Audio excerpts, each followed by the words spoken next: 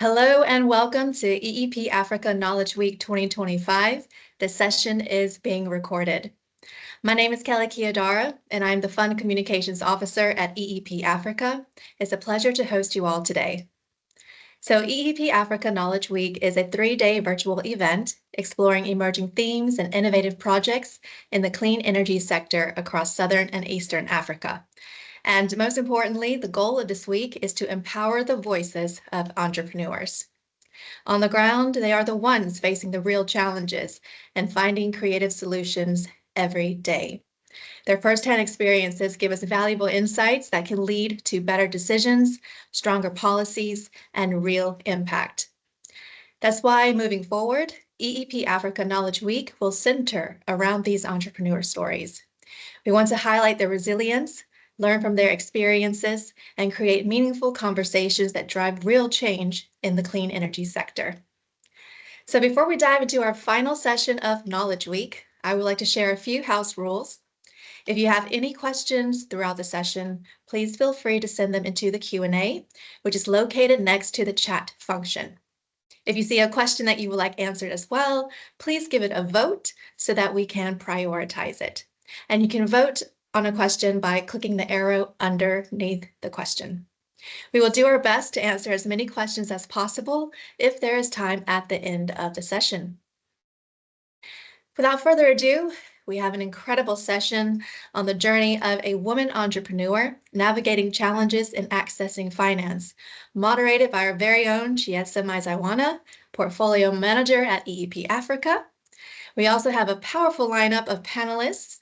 We've got Jedidah and Ndubi, Investment Manager at Acumen, Shantha Bloemen, CEO of Mobility for Africa, Virginia Sibanda, CEO of VIRL Finance, and Maya Stewart, CEO of Yellow. We look forward to an insightful discussion. With that, I hand over the floor to you, Chiedza. Thank you, Kelly, and welcome everyone. It's truly an honor to be here today to reflect on the journeys of female entrepreneurs that are within our portfolio. EEP recognizes the critical importance of gender inclusion and gender empowerment, and we strive to support women within the energy sector. In 2019, we launched a gender-specific call to support women that are leading enterprises in the energy sector. And in the most recent calls, we are very intentional about looking at how technologies and business models alike that are presented to us support women and how they empower women in the workforce, how they empower women in the field as agents or as technicians, as well as women as consumers. So today, our discussion is more than a conversation about business or access to finance. I'm sure you've heard lots about that. It's about courage. Today, we are centering on resilience and the incredible strength that women bring to the entrepreneurial role. Each of us here, I'm sure, have heard stories of women who have broken and who have defied odds and turned their dreams into realities. But what's often left behind and left untold are the personal struggles, the sacrifices that women have to make, and the quiet moments of doubt that shape their journeys. So these women that we have here, they are not just building businesses, no. They are crafting legacies and creating opportunities as well as inspiring the future generation. For many women, entrepreneurship is not simply just a career path. It's a way of making a mark in the world. A world that has historically not recognized or embraced their leadership. But they're out there and they're carving out a space for themselves, for their communities, and for their families.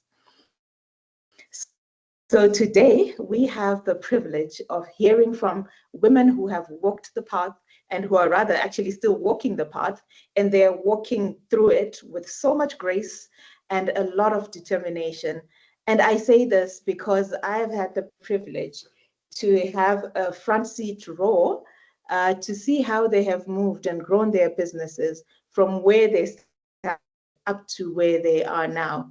And their stories are a true testament of the power of resilience, to the strength of their convictions, as well as the limitless opportunities and potential that lie within each and every one of us. So ladies and gentlemen, with this, can I please see clapping emojis on the screen as we welcome Shantha, Maya, and Virginia. Welcome, ladies, and I am really happy and excited to be here and to have this conversation with you. To kick us off, I will start with Maya. Maya, if you could please tell us about your journey. What made you start your business? Thank you, Chiedza, and I'm grateful to have this opportunity to share. I'm sure we're graced with quite a lot of women and other members who would be interested to learn. And I hope this session will be of utmost, knowledge for you, because after all, it is Knowledge Week. But most importantly, you can take something back home and put it into practice. So without further ado, my name is Maya Stewart. I'm actually the co-founder and director of VIRL. My background in the energy sector stems as far back as 2008 in Malawi. And I've been basically working in different avenues of energy, including household and institutional cooking, and recently also productive use of energy. Before I started VIRL, I had, and I still have, an NGO that was focusing on improved cook stoves since as far back as 2013. And I've always said and felt that I am a cook stove guru. I'm not really a lighting person, but eventually at one point in time, I was told by my partners to go into the lighting sector. I was adamant because I didn't think it's something I would be good at, but they persuaded me. So in 2016 was the first time that I actually found that there's something called pay-as-you-go solar. And I felt that this is something that was, required not only Malawi, but all of Africa, because it's something that would require someone to pay over a period of time for them to afford the product. However, we didn't have a lot of players in Malawi at that time. The few that were there were selling their products on cash. So I went ahead and started calling the big boys, as it were, to try and convince them to come into Malawi. So I contacted M-Kopa, I contacted B-Box, I contacted Off-Grid Electric, which is now known as Zola Electric, and all of them turned me down. And this was the saddest part. They said that Malawi is too poor, for them to enter into our market. And I challenged them. I said, if they are too poor, if we are too poor, what are our consumers using right now? They're using what the other countries that they were working in as an alternative, which is a battery, torch, or a candle. And that's the exact same products that we were, trying to replace at household level. So I didn't understand why they didn't want to enter the market. Their reasoning to me didn't make sense. I saw people spending millions, if not billions. It was $1 billion, billion kwacha at that time, which is also $1 billion market. And this is for candles and batteries and torches. So I didn't see why they would say that we are poor. Somebody else was making that money. And I was just saying, come and take a bit of it and transfer it into cleaner energy. So fast forward to 2017, I met my co-founder. He came to Malawi, also being introduced to me to basically show him the ropes and make him see that there is an opportunity in Malawi. And he went around, and I was basically putting him in touch with prospective, business partners, and he met quite a number of them. And then at the last meeting, he told me, this is Mike, he told me, look, I've met many people, all of them are fantastic in the sector, but the only person who had a lot of passion and explained the energy challenge and how to come up with viable solutions was you. So he asked, would you be interested in working with me? So I didn't have any intentions to enter the energy, the lighting sector from a entrepreneurial perspective. I was here to help as an NGO to create awareness that there's these products around. So I spoke with my family, my husband, and he suggested that, yes, give it a try. There's nothing to lose. There's nobody in the market. So what is this competition that you're going to have? So I took a leap of faith, and it's only 2018 that we then started yellow. And I can say, to date, we've grown significantly. We've sold over 550,000 systems across Malawi. We've expanded into other countries. We're now in Rwanda, Uganda, Zambia, Madagascar. We've opened recently in DRC, soon to be Nigeria. We've created employment for over 150 people in Malawi, plus 50 plus more in the other countries. We've set up over 1,000 agent networks who distribute our solar products. Most importantly, we've created an opportunity for access to energy for Malawians and other people across Africa. So I'm happy that I took that leap of faith. I'm happy that I didn't feel that I couldn't do it. And I'm glad that, I had the best business partner that I could work with throughout this journey and leading us to where we are today. Thank you.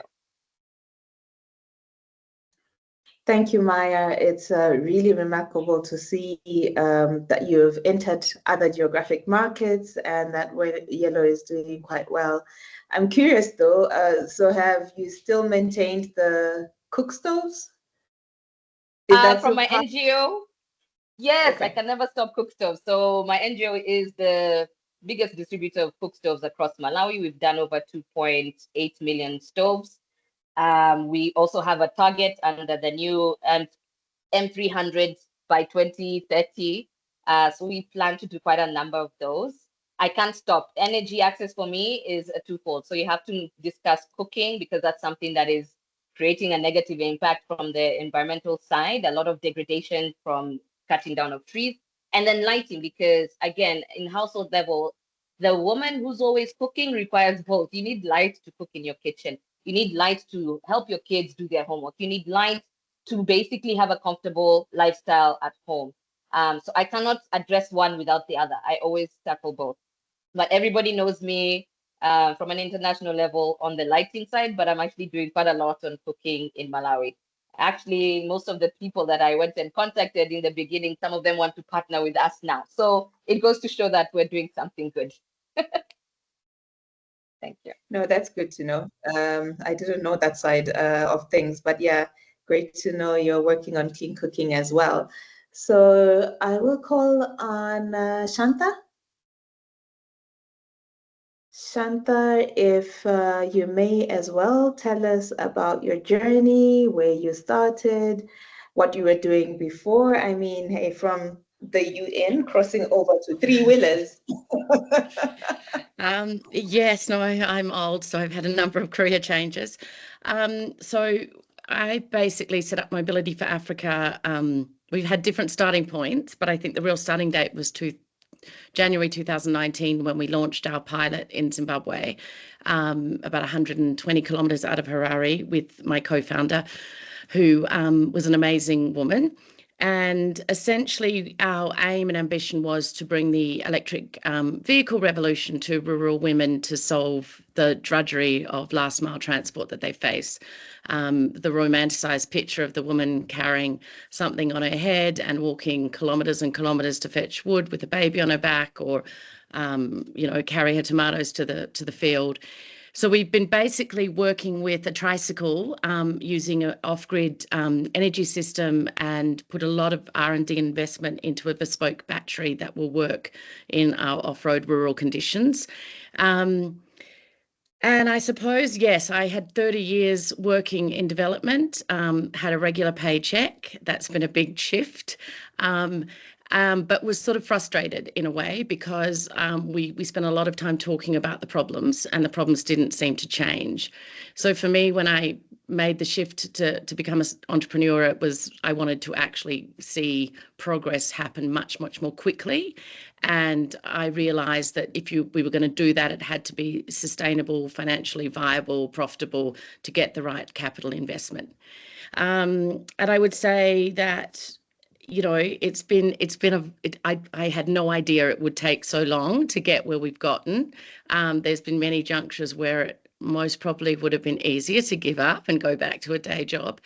But the reason I don't is because I know my customers, and I know there's a whole continent of, women. 70% of our continent is primarily rural, And, agriculture is the base of most of our economies, and women bear the brunt of doing most of that work. And so this really can be a game changer, and that's what we've proven. But sort of going back to the gender aspect, I think just to acknowledge, Chiedza, you were one of our first visitors to our pilot site.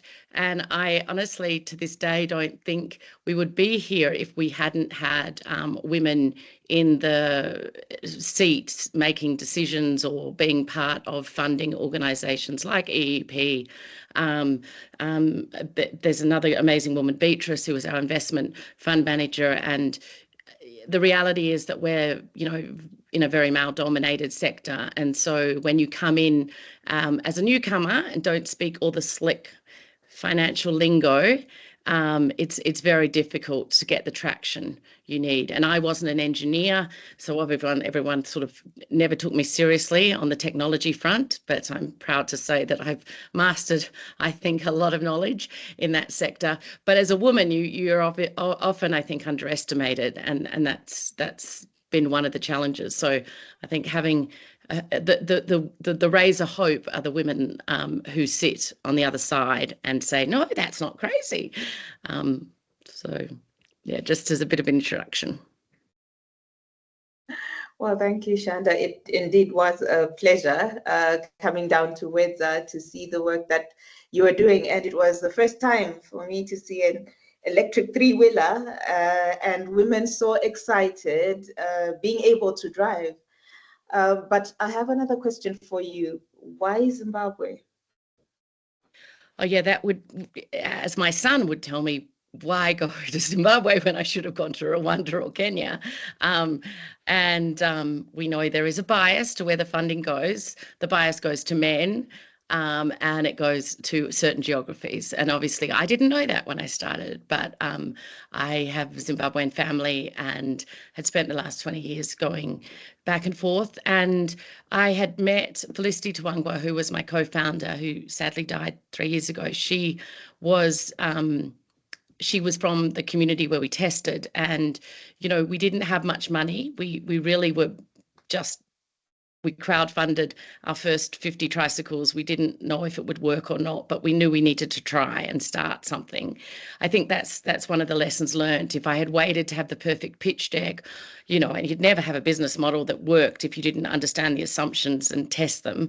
I think that's one of the challenges for African entrepreneurs in general, that we live in a continent where we don't have the luxury often of investing in research and development to test new ideas and new models. We've got to wait till, the saturation point comes where everyone thinks this is viable. So for us, Zim was actually a really great country to start with, because I had obviously a good co-founder who had very good inroads into the rural community where we tested. I think, one of the things when we talk about markets is these are living, dynamic communities. And obviously, if you're trying something new, especially, you've got to build trust and credibility. So we were very lucky to have this connection to the community, where Felicity was already well known, so we could build the trust and suggest we wanted to test something new.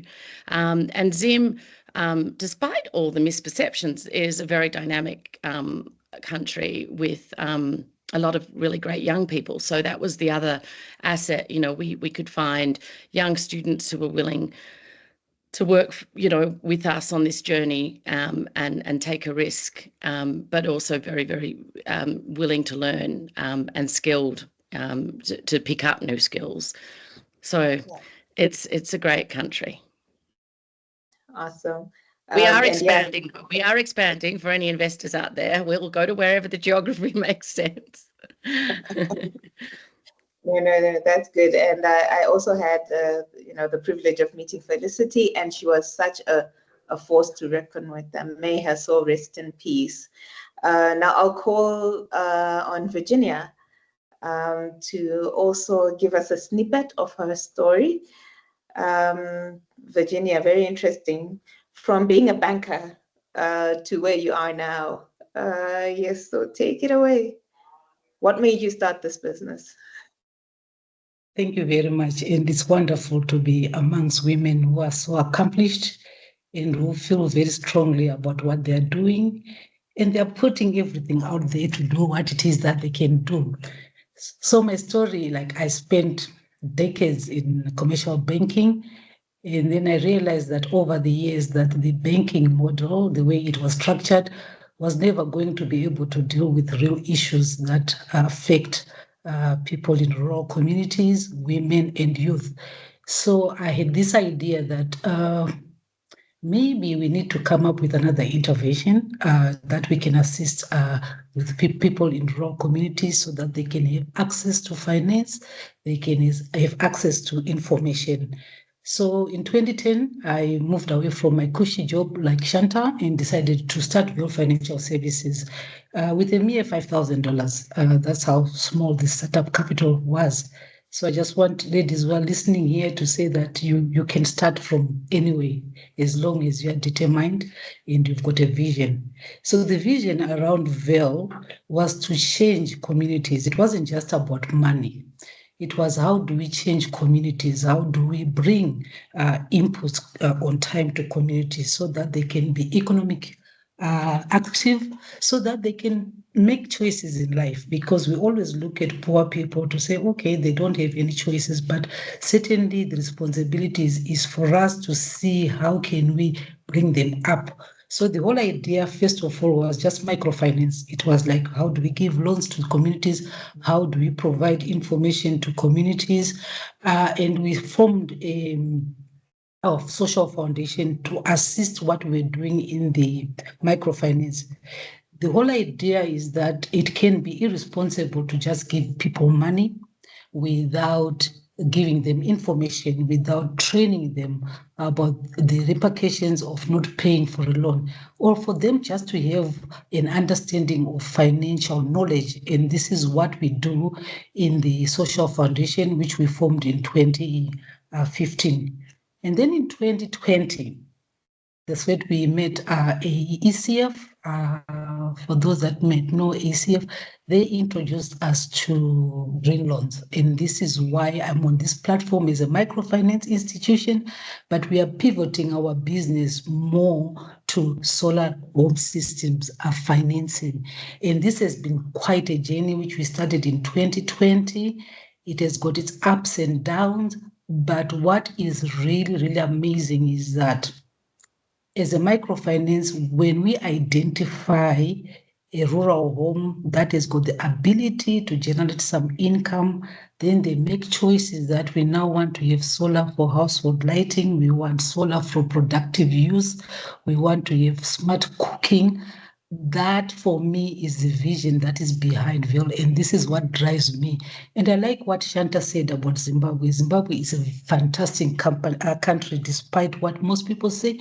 There are individuals in Zimbabwe who are resilient, and these are the communities that we are working, whether there is drought, whether there are any challenges, everybody wakes up every morning with the idea that how do I make my life better? And our role as VIRL, and I'm hoping other microfinance institution, is to say, how do we help individuals to live a better life? It is unacceptable in this century that we've got women, we are working long distances to fetch firewood, water, and we've got children who are studying under kerosene. It is totally unacceptable. So as VIRL, that is the role that we play, and this is a passion that I have to say that despite whatever challenges, which we'll delve in as we go with this conversation, whatever challenges that we face, it is not as much as what other people are going through in life. So we need to be there to see how we can work with these communities. VIRL is a business that is driven by empathy, and it's a compassionate business model. And by that, I mean that it takes a lot of time for us to make somebody be ready for finance, to access to finance. So on the one hand, we have these conversations around poor people, and we are bringing commodities to them to sell to them. But if we don't address first and foremost their ability to generate income, to improve their livelihoods, and then demand the products, we are missing something. So this is the role that we play. And it's a very interesting role because each time I go for proposals, people are asking microfinance, but this is green energy, whatever the issue. So we say, listen, we sit down and we talk and we make each other understand what it is about, because we are the ones who are supposed to be helping to drive demand. The supply side, sometimes I feel it has been handled, but now we want to deal with the demand side. That's why we find that microfinance sits perfectly in what we are trying to do with providing solar products to communities. Thank you very much. Great, thank you, Virginia. And we're going to circle back on that last point that you made. I want to go back to Maya. Maya, when you're introducing yourself and you're speaking to your journey into, trying out solar home system, solar lighting kit distribution, you mentioned that you had to talk to your husband. Yeah. And so, if you could just share how you are managing the business and how you're managing family. These two run in parallel. So Yeah, how are they do. you managing those two? It's quite interesting. It was quite a difficult journey in the beginning, but now with time, I think I've managed to handle it. But I would say as a female entrepreneur, especially in the energy sector that is dominated mostly by men, you need to also have that strong support system. And in my case, it's my husband who gives me that push, that shove to say, yes, you can do it. So I'd say that it hasn't just changed my family per se, it has redefined what is possible for us. Being a woman in energy has transformed the way my family looks at me and looks at, even just the sector. They see an ambitious leader, a person who's resilient, going through all the challenges that we've gone through. I'm still going through challenges today, looking for Forex, but that's another story. But my journey with Yellow has shown my loved ones, especially my two girls. I've got two girls that a woman can lead, we can innovate, and we can, most importantly, break barriers in spaces that were once male dominated. But to be honest, the balance between the whole family and business is not always perfect. So I'm not here to sell you roses just before Valentine's. No, there's always going to be challenges, but it's always a constant negotiation between time and responsibility. And I've learned that, for me, success is not about doing everything at once. It's about knowing what matters most at any given moment. There are times when the business demands my full attention. Maybe I need to come onto a meeting like this and I turn up. Sometimes I am required by family to be present, during certain family engagements, and I make sure that I'm there without fail. But there will be times that I fail. For example, and as a mother, it's quite painful when you miss your daughter's first tennis game or your daughter's swimming competition where for the first time they broke their record just for you to go to a work event. But I make it up to my kids by spending quality time with them as soon as I'm done with my work. So it took a while, like I said, but I've learned to honor both work and family without feeling guilty. At first, I used to be very guilty. There'll be times I would cry and say, I need to stop. But I said, if I stop, then who is going to do what I'm doing right now? Unfortunately, this was before AI. There was no clone of me, and hopefully we're going towards that direction, but who knows? But the most powerful lessons that I learned was to embrace that leadership at home is just as important as leadership in the business. The same way I've built teams in Yellow, I've built support structures within my family. I've learned how to delegate, how to communicate, and trust is very, very important. So I've created trust within the family as well as at work. And I've made peace with the fact that I don't have to choose between impact and family. Everybody talks about investing in impact, but you also must invest in family. So instead, I integrate them. My work in bringing energy access to the community is not just about a business mission. It is also a deeply personal mission for myself. So this means creating a future where my children and all African children grow up with an opportunity that our parents, our children's grandparents could only dream of. I am that person creating change. So for all the women in the energy sector sitting here, or any other sector for that matter, you're not just here building businesses. We are here to reshape legacies. We are showing that energy we bring to homes is the same energy we carry within ourselves. And that for me is the greatest balance for. Thank you. Well, Maya, yeah, I couldn't have said it any better. I'm busy writing notes here. But yeah, indeed, we are creating legacies. Is just beyond having businesses. It's making impact, and not just out there in the world, but within the family as well. I'd like to move over to Shantha and talk about patriarchy and how operating in a patriarchal system has affected you as a female entrepreneur. Has it helped you in any way? Has it not? What has your experience been like? Well, I mean, we're living sadly in a world where we might be going backwards. As we open the newspaper every day and see a commitment to diversity, equality, and inclusiveness fading from corporate America, at least. I've been very upset that in the last few days we've seen backtracking from major corporate companies. And I think that the challenge has been that we've had an appreciation that women are important, that diversity on your board improves your, finances, that women are a viable model. But I think we still face very entrenched attitudes, and it's global. It's not just Africa. I think we have layers here and different approaches we need to take to dealing with patriarchy. So in terms of the financing space, I have had very, very tough experiences, obviously raising capital. And some of it is because we're trying to do something different. We're trying to prove a product designed specifically for rural women and prove their bankability and viability. And so in the finance space, and just as others have commented, there's a perception that you see a rural woman and you think she's poor. And the irony is that she's usually an incredible entrepreneur herself, who's managing to feed her kids and run a household and do remarkably difficult things with very few resources. But there's a deep-seated perception that she's not bankable. And obviously most of our continent is still in the informal economy. So it's you're fighting that sort of, how do we prove bankability?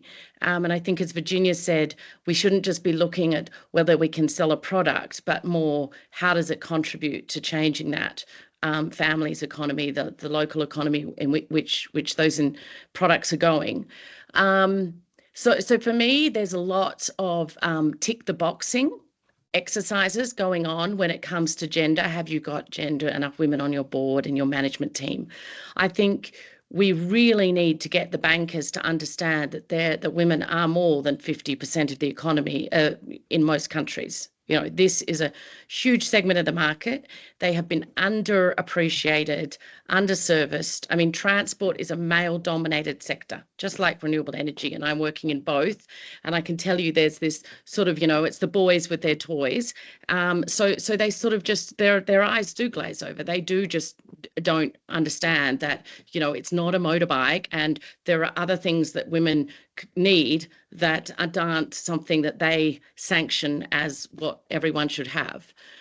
So that's been really tough.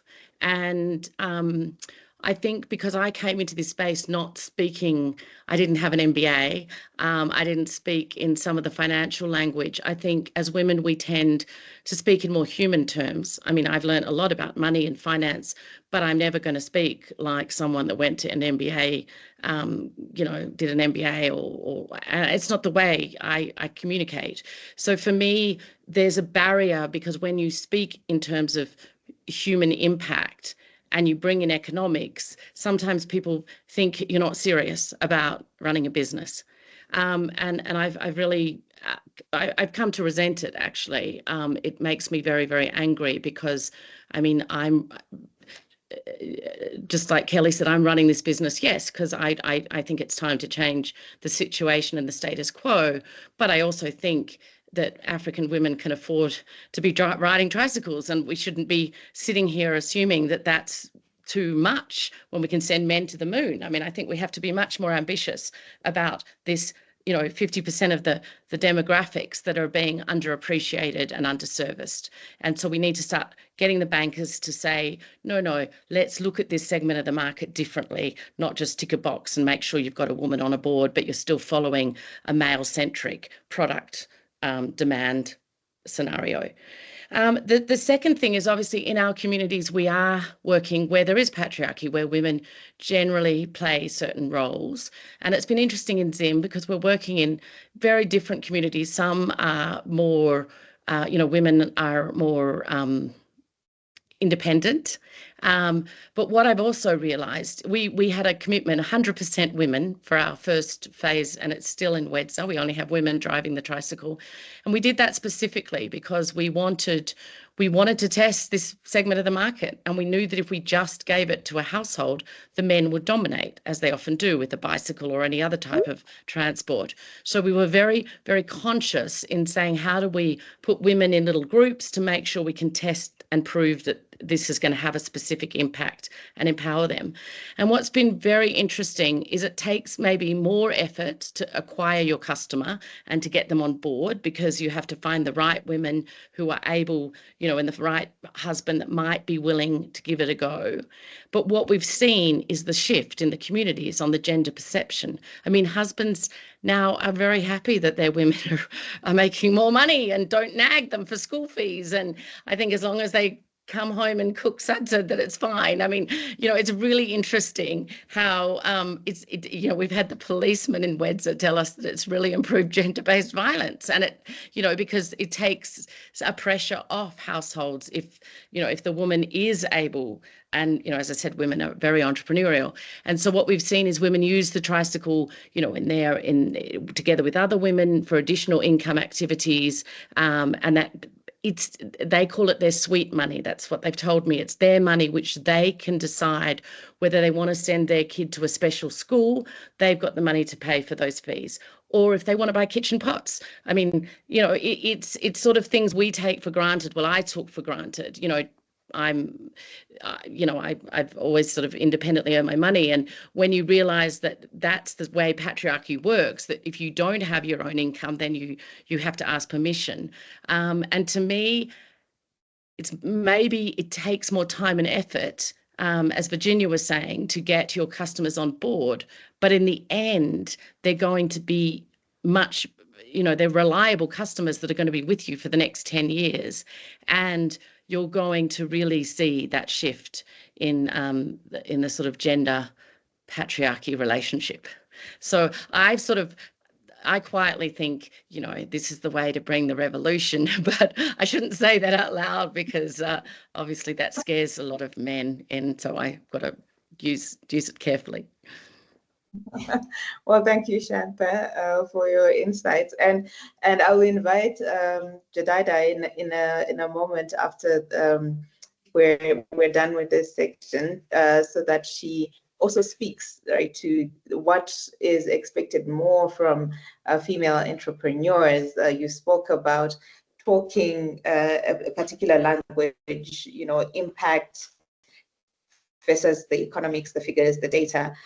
So we'll hear more about that in the next segment. But I also want to touch on access to finance. It's something that you highlighted. And when we look at the statistics, in 2024, startups led by women on the continent secured only 2% of a total of about 2.2 billion that was invested in African startups. And so even when I look at our portfolio and we zoom in, we also see a disparity between financing that is secured by international companies versus local companies, where international companies have received about 8 times more financing than local companies. So it really seems, being a woman, being local, you're against many odds. And I'd want to invite Virginia to speak on that as well. On accessing finance in Zimbabwe, how has that experience been for you? Thank you. Chiedza. Thank you very much. Yeah. Okay, okay, great. You can hear me, right? Over to you. Yes. Yeah, no, yes, thank we you very can. much, Chiedza. Yeah, so I think before I go into this subject, what Shantha said about the language that we are creating around developmental work, I feel exactly the same, because it's like people are focusing more on coming up with languages and other terms, talking about the same things. Anyway, I digress. Coming to the issue of access to finance, like you have summed it up very well. As a woman entrepreneur, right? I've been in this business for 15 years now, right?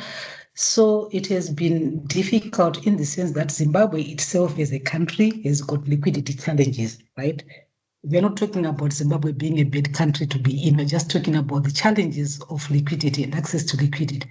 So being a woman and trying to get access and doing what I do, developmental microfinance, everybody looks at me like, what are you talking about? Because this is very risky to begin with. So when we are allocating our assets in a bank, we cannot put money into something that is so risky as microfinance.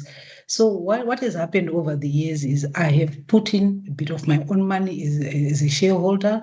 And this is something that I feel very strongly about. Therefore, I am very committed to find private funding to fund this. But over the years, like I spoke to you about, I have been able to also access money through Zimbabwe Microfinance Fund, which is an apex fund in Zimbabwe for microfinance institutions. But as an organization, they are also struggling themselves, so they would not be able to give you high ticket funding. And as you all know, lending to microfinance people, there are a lot of individuals out there that need access to finance. So what has worked for me really is to follow through call for proposals. And initially in my introduction, I mentioned AECF, but right now we are also being funded through EEP. So it is about being very intentional to understand what your business is all about and where is the money and how do you position your business to be able to access that money. So I can give you a story with AECF. It took me 5 attempts to actually get the first yes. So each time they said no to me, it was a time for me to reflect, to say, what are they talking about? How do I position the business to what they understand? Because sometimes when a financier say no, it's just that they don't understand exactly what it is that you're doing, or their funding is not targeted to what you want to do.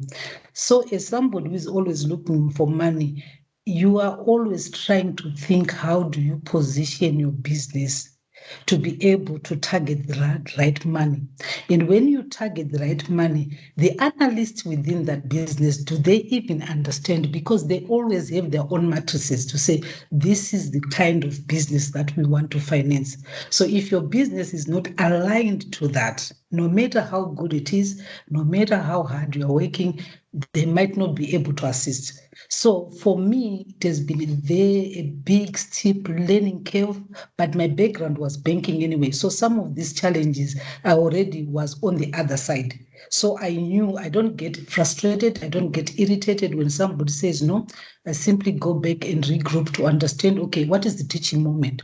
What is it that I need to do? So accessing money in Zimbabwe has been very difficult from local banks. I've never been able to get money from a local bank because they want security. Because I'm a woman, I suppose they want title deeds. And talking to my husband about getting my house and mortgaging my house to give loans where people are not providing me with tangible security, that's a difficult conversation. Therefore, this is why organizations like EEP, AECF come into play, because they have got the ability to listen, to understand what it is that you are talking about outside of the pitch, which is what I really like, that outside of the pitch, they really want to understand what is it that you are doing, what is the impact of your business.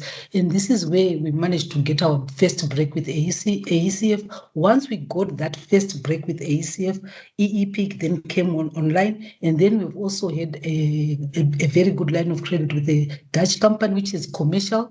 which is fantastic. And we also managed to negotiate another one with SEMA, which is also international, which is good. So we see a situation, it makes me very proud as a Zimbabwean, where you find international lenders are starting to look into Zimbabwe and seeing what are the possibilities. And when they look at what we do with them, meeting the obligations on time, we are opening space for other Zimbabwean companies that are also doing what is good. So it has been a very difficult journey, but at the same time, it is just being persistent and understanding and continuously being on the lookout and networking, finding out what is happening in the space that you're operating, and just not looking from a Zimbabwean perspective, but actually looking or having a broader view of where funding can come from. So that has been my journey. I still am struggling because I still need funding all the time. It is something that will never say I have enough of, but I'm happy that through the catalytic grants by ACF and EEP, people are beginning to look at VIRL as a business that is sustainable, that is being run by women, and that we are actually doing something that is really important and impactful. So for now, that's where I'll end, Chiedza. Thank you. Thank you, Virginia. And indeed, these challenges are not unique to Zimbabwe alone. Malawi is facing similar challenges. Burundi has similar challenges to liquidity. So very well put there. And I will go back to Maya. The same conversation on accessing to finance. You have managed to access different types of financing, and you started off in Malawi, where these challenges are as well. Can you just also speak through how you have managed to navigate? Thank you, Chiedza. And I will basically echo what Shantha said. Most of the funding, most of the funding for any project, not just energy, but if you talk about agriculture, you talk about mining, any sector, most of it goes into East Africa or into West Africa first before it starts looking further down south. So it's quite discouraging, when you're trying to set up a business, you're trying to grow your business, and nobody's interested in coming to finance you. Some of them didn't even know where Malawi was located. So it took quite a lot of courage for us to basically grow our business, because we needed funding as soon as we started the business, but it took a while. Naturally, being in the energy sector, we went for the first places, i.e. energy financiers, international debt and equity financiers, and most of them were not interested in yellow at that time. Their reasoning was, number one, we were too small. Two, we were in a sector that they were seeing other players in the market were not performing very well, so they were not very sure. And three, country risk. They said Malawi is not an attractive place to put their money. So it took us quite some time before we could secure any kind of debt or equity for that matter. So we were kicked off by angel investors first. And what is very strange is the angel investors who came on board were the same members of these international financiers who were doing the due diligence for us. So they believed in our program. They believed in our, what we wanted to do as Yellow on the ground. But when they take it to their credit committee, and these are people sitting in I always say, in an AC room somewhere in Switzerland or wherever, they could not see what our vision was. They could not see our mission. So naturally they said no. But because these angel investors or these people who are doing the due diligence believed in our cause, they are the ones who put in the initial money into the company. And then thereafter, we said, okay, we can't just survive on angel investor funding. At some point, we also have to pay them back when they want to cash out. The only way for us to now grow ourselves was through, looking for grants. And luckily enough, just like what Virginia went through, we were able to get access to funding. In our particular case, it was EEP Africa that gave us our first grant. That was back in 2020, so just around when COVID was starting. And as time went by, we also were able to secure the second grant from USAID Kickstarter. Once that money was coming in and we're able to showcase the business growth, is when now different players were interested in listening to us again. We had also tried commercial banks, and just like Virginia said, there's no commercial bank that was ready to give us funding at that time. They were all, asking for collateral. I didn't even have a house back then, but they were asking for collateral and our car and a guarantee from our spouses to make sure that, that if we default, one of them will pay. So that was not going to be an option for us, very unattractive. And only after we started showcasing proof of concept, the same people who initially said no to us were now for the first time interested in hearing our story. So some of them came to Malawi, saw our business, they saw how things are operating. A few of them were still not convinced, and they told us maybe call us after a year. So the first debt that we got was from Trine. Trine is a European-based entity, and they were able to give us funding, which was a very strange concept. It still works today, crowdfunding. That's how we got our first big initial investment back in 2021, if I'm not mistaken. And who would have known that, it was quite sizable. So €7 million is 7 million euros is what we raised through them. And this was all done using crowdfunding. I just did not understand how that concept would work. And they said when they posted our concept online, trying to now get access to this funding, they were anticipating that it will maybe sell out over a month. They said within 72 hours, they managed to raise all the money that we were asking for. So that actually showcased that our business model was fantastic, and we could be able to take that information back to other lenders and tell them, look, Trine has invested in us. This is what we're also trying to do. And eventually, as time went by, a lot more lenders came on board. So in total, we've got a total of 9 different entities that have invested in us as debt. So these are loans that we pay back. And we've also got grants in total of, I want to say 5, but 2 are for Malawi. 3 were for Malawi. The rest were for other countries that we've now entered into.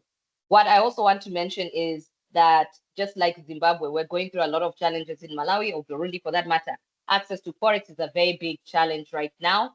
We have liquidity, that's not an issue, but we just do not have access to Forex, and we require Forex to import our products. So we needed to start being innovative a very long time ago, because we started seeing these challenges of Forex maybe 3-4 years ago. And we said, if we don't fix our situation right now, it is going to impact us down the line. So we started looking specifically for lenders who would give us access to finance, where we request USD loans, debt, finance, and we pay back in our local currency.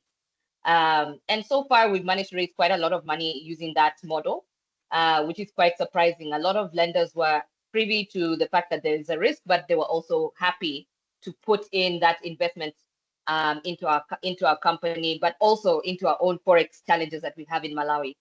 One of the lenders, actually the most recent one, was Acumen. They were able to understand our company needs. They saw the impact that we're already putting on the ground, and they understood that we can still be able to deliver despite our foreign currency challenges. And I want to also ask people who are online right now not to just accept debt, especially from anyone, if you feel that you will not be in a position to repay back. I'll give you an example. Trade Development Bank wants to give us funding. We told them we can only accept this funding if it comes in the model where we can pay back in Kwacha, and they said no.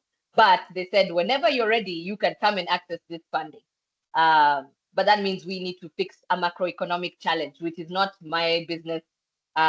It's not part of my business of dealings right now. I'm not working in government. That's not my problem. But if somebody else like Acumen can be able to sit down and listen to your challenges and appreciate that they can be able to find a way to mitigate their own risk on their side, maybe using different guarantees and so forth, then there's no reason why you should not be in business and looking for this kind of funding either. So I'd like to encourage, especially women, not to just say yes to any money that is thrown onto your lap. You must be very, very cautious that the kind of funding that you're getting makes sense for you. You also must be cautious that you've got, especially if you've got investors and you've got shareholders who need to make sure that their funding is secured, that everything actually makes sense from a business perspective. You do not want to find yourself in a position that ends up shooting your foot. The good news is, and I want to tell you, Virginia, that after all this funding that we received, guess what? The bank came back to us and offered us a loan that has zero collateral. I did not expect that. Neither did anyone in our business, especially in our sector. But yes, I think now that we've been actively working in this sector, different commercial banks and other, I want to say commercial lending institutions are looking at how to support the sector. I think right now is probably a very good time to start talking to different banking sectors. We've all tried as much as possible as a continent to realize that we need to reach our 2030 goal. So if they do understand that concept and they understand your business model, you can be able to also get access to finance from your local bank. So we managed to get funding from the local bank that is also guaranteed by Africa Development Bank and also other facilities.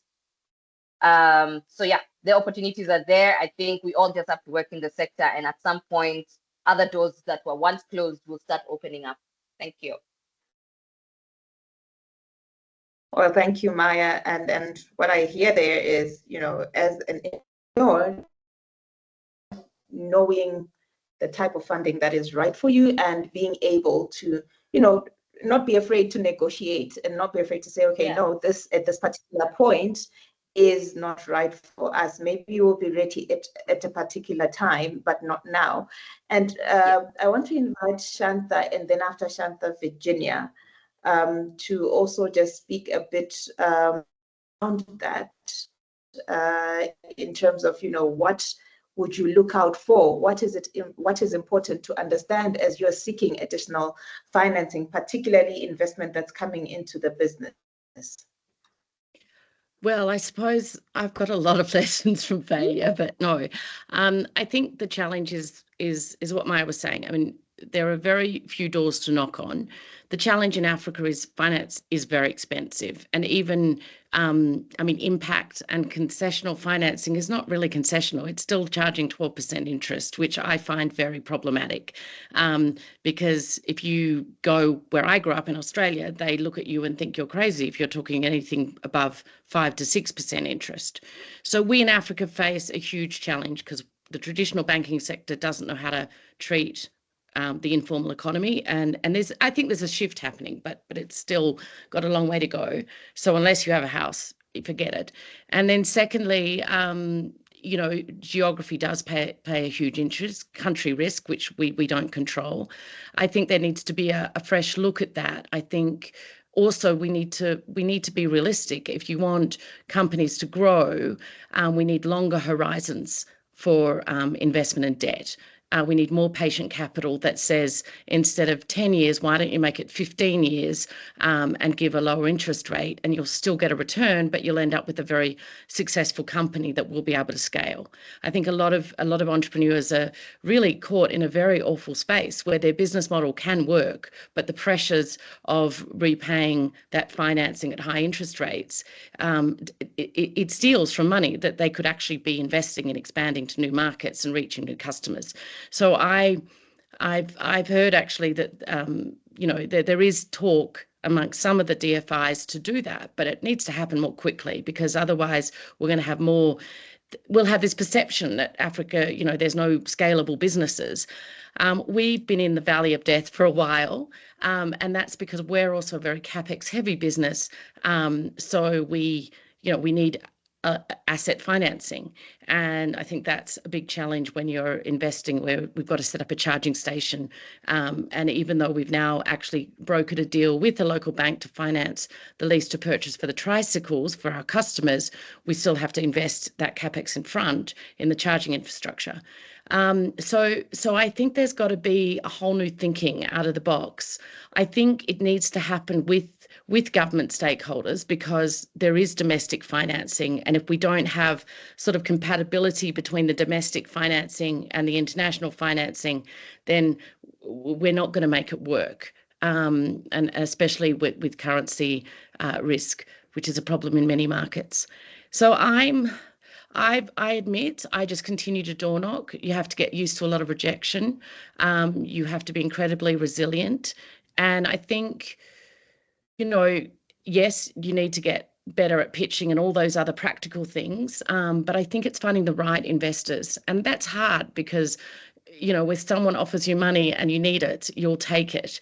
But in the long run, you need to have people that have the same vision as you and believe ultimately in what you're doing, which, doesn't always, it's all about the timing.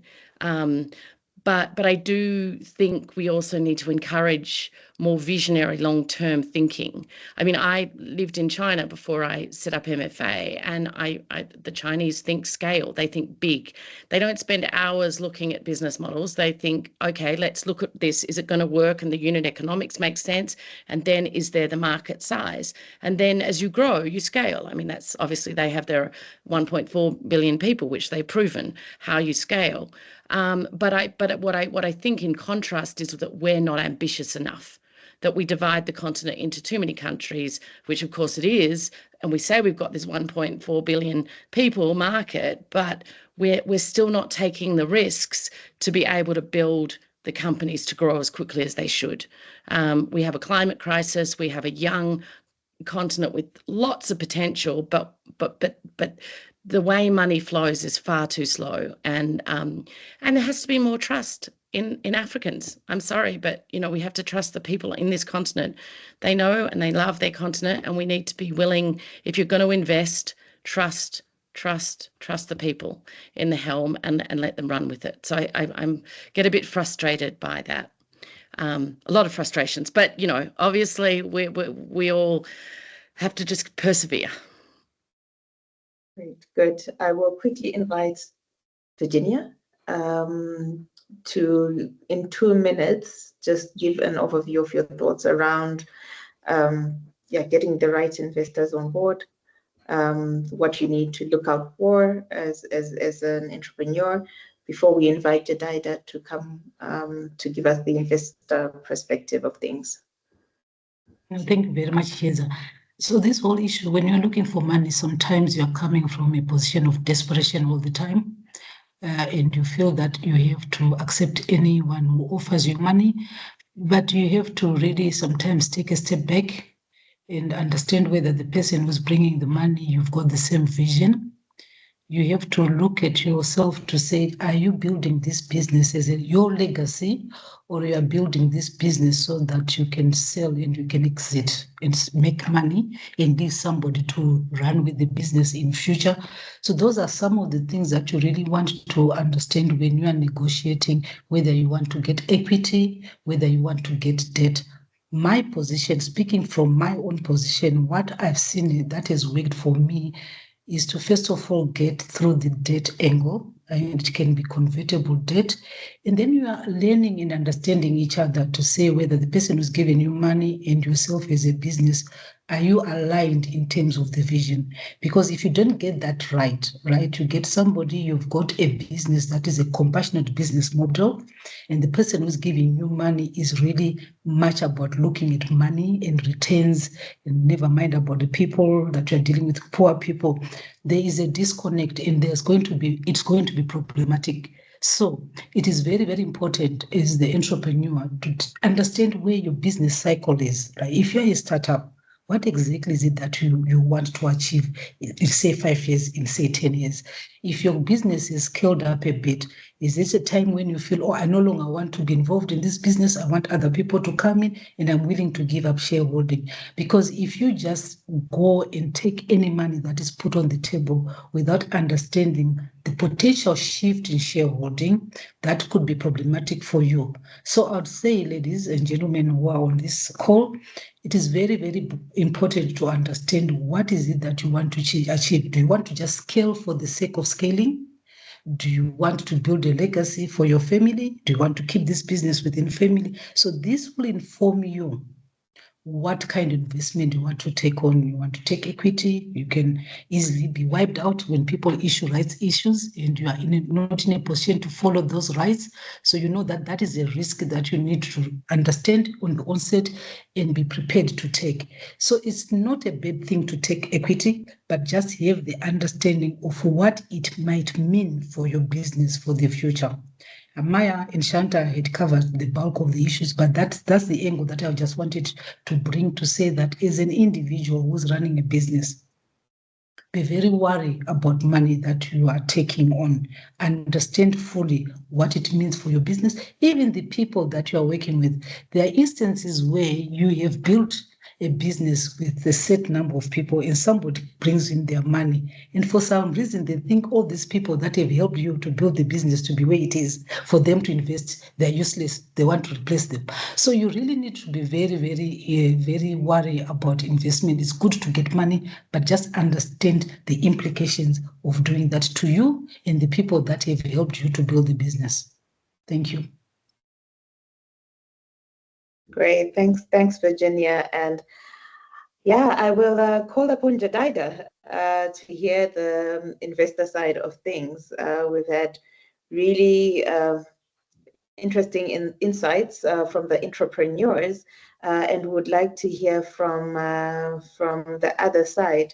So Jedidah, if you can also just tell us your experience in financing women-led ventures, and what exactly do you need to see more of from the female entrepreneurs? Thank you, Chiedza. I'm so excited to be here today and really learn from the journeys of these incredible women that we have here today. I'll tell you the simple answer is that what I need to see more of is more pitch decks from women-led ventures. My experience has been that despite all the great intentions we have as Acumen, our portfolio is still about 30%, 70% female-led companies to male companies. We do not have enough businesses that we are reviewing to even pitch them against the male counterparts. So it really starts there. The fact that women are not getting enough funding, despite there being strong evidence to show that they do outperform on business performance and so many other metrics. When they do get funding, they deliver strong financial and social returns. But what's encouraging is to see that there is increasing awareness and commitment to financing women-led businesses, with funds coming up that are actively investing in women-led companies, in recognizing their potential for high impact and returns. I'll tell you that investors like ourselves and so many others often will prioritize women-led businesses, but the challenge still remains in not having enough of those. And as the panelists have shared, female entrepreneurs do face various barriers that hinder them from accessing capital. And I could touch on a few aspects that, when we are reviewing these businesses, do impact whether this venture moves forward or it doesn't.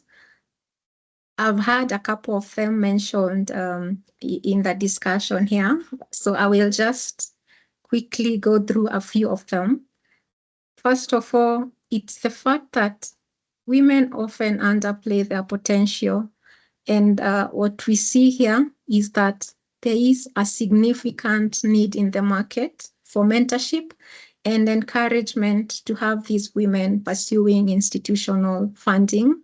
We find that women are more cautious when, for example, they're showing us what the projections of the business will be. So they're cautious with stretched targets, and often their expansion plans are quite underwhelming.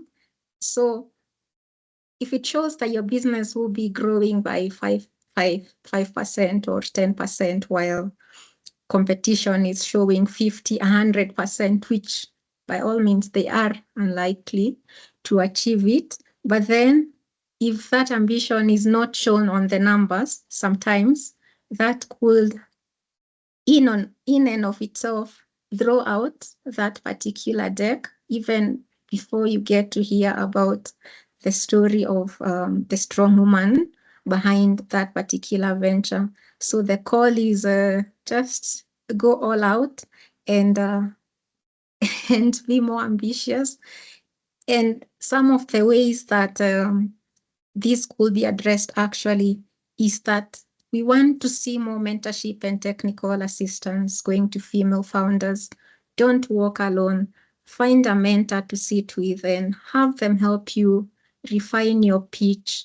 Join programs that support you to drive business growth, depending on the growth stage of your business. This could be either an accelerator program or DFI initiatives that address various specific issues depending on where your company is at. And what I will say is that providing capital alone is not sufficient. Leadership and training and investment readiness programs are very essential. We've seen that when some businesses are starting out, they rely heavily on grant funding, given its availability compared to other types of investment capital. And so what happens is this reliance gets them in a grant trap, which prevents their long-term sustainability and scalability.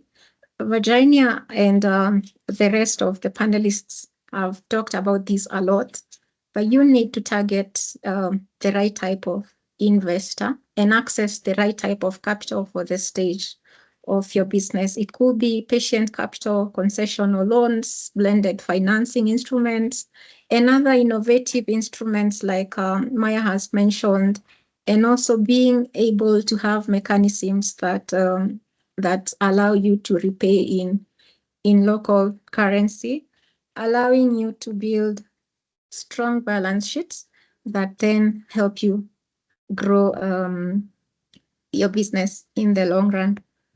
And finally, on this particular piece, I want to see more female investors in decision-making roles to fight for funding access for women-led companies. Great, thank you, Jedidah. Really good advice there for women-led companies. So let's give a bit more of those numbers and be a bit more ambitious in our pitch decks. But also one thing that I would like for us to speak about briefly before we go to Q&A is the gender lens investing aspect versus gender equity. So from your perspective as an investor, we know there's a lot of gender lens investing that is going around. There's huge talk about that in the sector. So would you say it's possible to achieve that if there is no gender equity? That's a good question. Well, gender lens investing is possible in practice without gender equity, but then that means that it's not firmly grounded in the right fundamentals. So it's not likely to be as effective or as impactful. And in order to create lasting change, gender lens investors, they must work towards gender equity. And that looks different for so many reasons. I will start with, for example, at Acumen, how we look at this. We started by focusing first on the internal levels. So we embed gender equity within our own organizations by, first of all, having gender policies, hiring gender experts. We, as the staff, were trained on unconscious bias, and we also do track gender impact across the portfolio. Beyond that, 2 of our IC members in East Africa are actually women, and so they support in the decision making that counters unconscious bias. We also allow for smaller ticket sizes for early stage ventures, recognizing that many women-led companies do struggle at the pre-seed and seed stages, and so being able to provide catalytic capital closes this funding gap. We do have specific targets on the portfolio to be able to invest at least 30% into women-led companies. We engage women board directors to represent us on boards. So that's what we are doing as Acumen, internally as an organization and externally through our investment strategies. But beyond that, we also do support male-led businesses that are actually keen on achieving a gender balance. And so gender equity here is really dependent on the context. We try to meet these companies where they are to address their specific needs in ensuring that there is fair treatment of women and men based on the needs of the organization.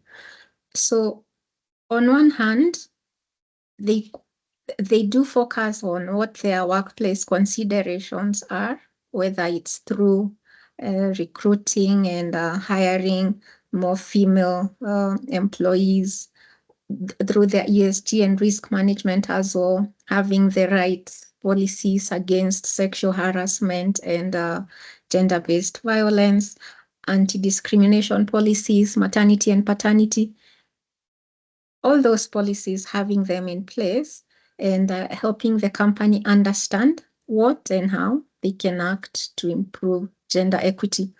So you see, this now is more, it's more around charity begins at home. So first they fix what's broken internally and have their own house in order. After that, they can pull external levers, whether it's targeting their customers by having products or services that in a way disproportionately affect women, whether it's hiring more female agents to move their products and whatnot. So at Acumen, we offer technical assistance in the form of inclusion grants that then help companies design gender action plans internally and externally, and also support development of some of these policies. Great, thank you, Jedidah. And I guess what this speaks to is a really holistic approach to looking at the gender issues and addressing them. There really needs to be systematic change all round and a collaboration to see how best women are supported and to achieve gender equity. I would like to open the floor for question and answer session. And I will call upon Kelly if we have any questions in the chat box so that we can quickly address them. Yes, indeed. Just another call to the audience. If you have any questions towards our panel, please add them to the Q&A now. There are two questions, and they are both regarding crowdfunding. The first one is directed towards Maya. What was the crowdfunding platform that you were referring to? And if I may add on to that question with the second question, how exactly does crowdfunding work as experienced by the entrepreneurs? For instance, does it work out as equity or is it debt, etc.? Thank you.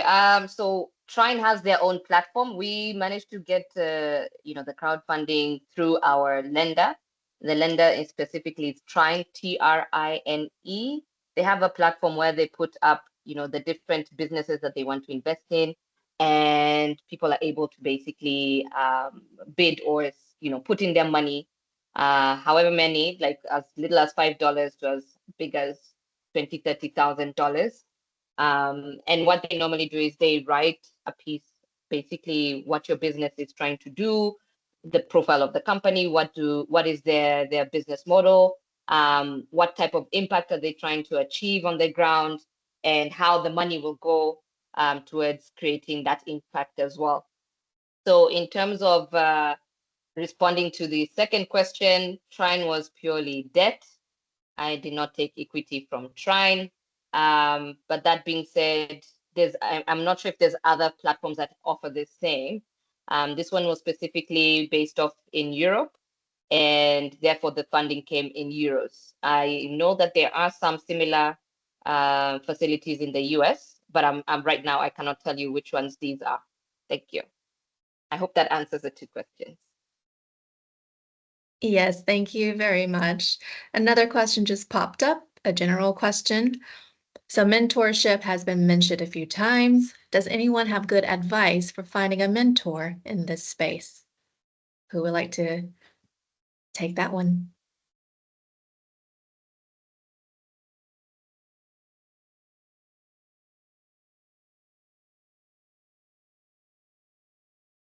Shantha, your mic is on Sorry. mute. On the mentorship front, I've been very lucky. I had a mentor that he was a banker. He's 70, retired, and a very successful businessman. And he was exactly what I needed because he wasn't coming from the development space. He was coming from hardcore commercial space.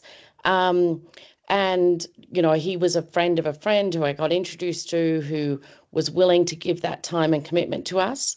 So I would say, you know, there's obviously mentorship programs within some of the impact funding spaces, but I would also look for people that might be running or been in business, retired, or they may not necessarily be the people you would think of because they might not have set up a startup. But for me, what was so beneficial was Guy had such good knowledge about corporate governance, about how to structure companies, how to ask the right questions to investors. And he was willing to be very patient. So I would look through your own existing networks for people that you think come from that business world, rather than look for someone who may know the subject matter. The subject matter doesn't matter. If they've got experience running a big business or a successful company, or even not so successful, but they understand those standards, that's really been very useful for me. So I was lucky. But I think use the contacts you have and ask, because I think there are people, especially retirees and others, who may be willing to make the time. If I could just add on, is that okay? Absolutely. Yeah, so for young people who are starting in their journey, it's very important to join women organization in your countries. Like in Zimbabwe, we've got ZNC. You'll find that there are women there who've been entrepreneurs for years, and they are willing to mentor young people. And also there's an organization called PUM, P-U-M. It's based in the Netherlands. It's got people who have worked in the industry for years, and they are willing to actually take you under their wings and help you to build your business. This one comes with only a bit of a fee, but it is worth it, because I went through it when I was starting up, and it actually helps you to set your business on a right path, because you're dealing with people that have been in the industry for years. They've got vast experience in what is happening in business, in finance, in all aspects of business, and I found that very, very helpful. Thank you. Thank you. I am conscious of time, so Chiedza, I will pass it over to you. Thanks, Kelly. And to round it off, I'll ask our panelists to come on board and just give some advice. So to Maya and Virginia, what advice would you give a young female entrepreneur who is listening right now and watching you in starting their journey, or as they walk their path? What advice would you give to them? Because of time, I'll keep mine short. This one. Go for it, Virginia. Yeah, so I'll just do a quick rundown, and anyone can get in touch with me for in-depth analysis. Start with a clear vision. You need to understand what your business idea is. You've got to leverage on your strength, right? You've got to seek financial literacy. By this, you could be very educated, but you now need to understand financial management, budgeting, cash flow. Yes, we talked about women. We don't tend to show what we are capable of, but do not emphasize achievements that you have not achieved, because when people come to do due diligence, you've got to show on paper what it is that you are capable of. So when we are trying to be as aggressive as men, let's just understand that fact. build a strong network. And this is what we're talking about, for you to get to understand people who are already in business, what is happening in the business, read a lot around what's happening in business. And you've got to embrace technology in this day and age. And young people are very prone to doing this. So this is something that can actually help you to grow your business. And you have to start small and scale. And depending on what kind of business that you're running, sometimes you have to make sure that you prove concept. There's no way you can go and get funding when it is just an idea. Ideas are great, but at the end of the day, funders, they fund a business. So you've got to be very clear about that. And yes, we talk about women having access to finance and platforms for women to have access to finance. But when you go to a lender, they don't look most of the times. Yes, I know Jedidah talked about it, but at the end of the day, it is the business that they are looking at. Yes, you can be a woman, but what they really want is, what is this business doing? Can it be scaled up? So we need to be resilient and adaptable as women, and we need to prioritize work and life balance. Yeah, we as women, we take on a lot, especially when you're running your own business. You've got a lot of challenges that you face, but you really need to still take time out for yourself. Otherwise, you'll have burnout. And we're talking about mentorship and continuous learning. I'll end here, Maya. I was just rushing, but you can pick it up. No, thank you, Virginia. I think you've said pretty much summed up everything that I also wanted to say. So I'll keep it short, maybe almost like a call for action to everyone listening in, both female and male, because our sector is one that is still growing. We still have a long way to go to achieve our, mission 2030, which is access to electricity or access to energy for all by 2030. So I want everyone to basically step boldly in this sector. It doesn't have to be lighting, it can be anywhere in the energy sector, and know that your vision actually matters. Do not give up on your dreams. Do not falter when that proposal is not accepted. Virginia said it very well. It took many times before the actual ACF gave her the nod to say, we're going to fund you. Do not give up if your ideas don't seem valid at that particular moment. Keep pushing, and your dreams at one point, the right person or the right funder will come knocking on your door. And most importantly, Africa needs more women shaping the energy future, because after all, we are the biggest consumers of energy at household level, be it cooking, be it cleaning, be it watching TV or ironing clothes, and you name it. We always require energy, and therefore we should be the biggest sellers or the biggest marketers of energy access across Africa and the world for that matter. Without energy, we know what the struggles will be like. The different products or services that we're offering across Africa is because we've identified a challenge that we want to create a solution towards. So please continue to shape the energy future. And most importantly, for you to achieve this, you need to have strong networks. Keep networking. Keep talking to different players in the sector. I always advocate for sharing information. A lot of people like keeping the information to themselves. I encourage you to share. If there's a project or if there is a proposal that is coming out that you don't think is good enough for your business model, but you think can help another business model, share it to that person, especially women in your network, because they might have not heard about this opportunity and yet you're sitting on it. I think we've talked about resilience. Resilience is very, very important, especially now in Africa. We're going through different challenging times across different countries. But resilience is very, very paramount for us to make sure we achieve our goals. At the end of the day, every form of energy access that you bring to one home is a step forward towards lasting impact for generations to come. Thank you very much. Thank you, Maya. Thank you very much. 1 minute or 2 minutes ended up being 5. So Shantha and Jedidah, I'll ask you to be as brief as you can on the systematic change that needs to be considered to support women-led companies. 2 sentences. You go first. Sure. From my end, I would say I just would want to see the narrative shifting to position gender as a strategic investment, where we as investors are supporting it by concrete examples demonstrating successes of women-led businesses. The other part is impact-linked financing that reward companies that are achieving significant gender inclusion impacts. Thank you. So I think we need more women in the funder side. I mean, it's great to have Jedidah here. We have you here, but we need more women on the ICs. We need more women of diversity on the ICs.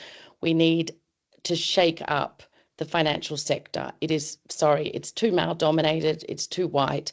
It's too old fashioned, and we don't have time to waste. So the big change has to be putting women in more positions of power to make decisions so that we're not trying to fight an uphill battle to convince the patriarchy that we matter. So thank you. Thank you, Shantha, and thank you, ladies, for coming on board and agreeing to share your stories. I'm sure there are many female entrepreneurs who are here or who will listen to this recording that are going to benefit from what you have selflessly shared. So let's continue to celebrate the women that are trailblazing and the women that are rewriting the rules and showing us that true power that really lies in entrepreneurship. Kelly, I'll hand over back to you to close the session. Thank you, Chiedza, and to our wonderful panel. Wow, I don't know about you, but I feel empowered to knock down doors after that powerful session. And the recording of this session will be available soon on our website. We have put a feedback link into the chat, and we encourage you to take a few moments to let us know your thoughts on this session.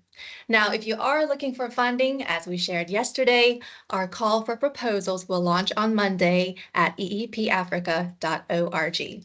We look forward to receiving your applications, and we wish you all the best. Don't forget to be bold. Again, thank you very much, and we will see you next time. Bye.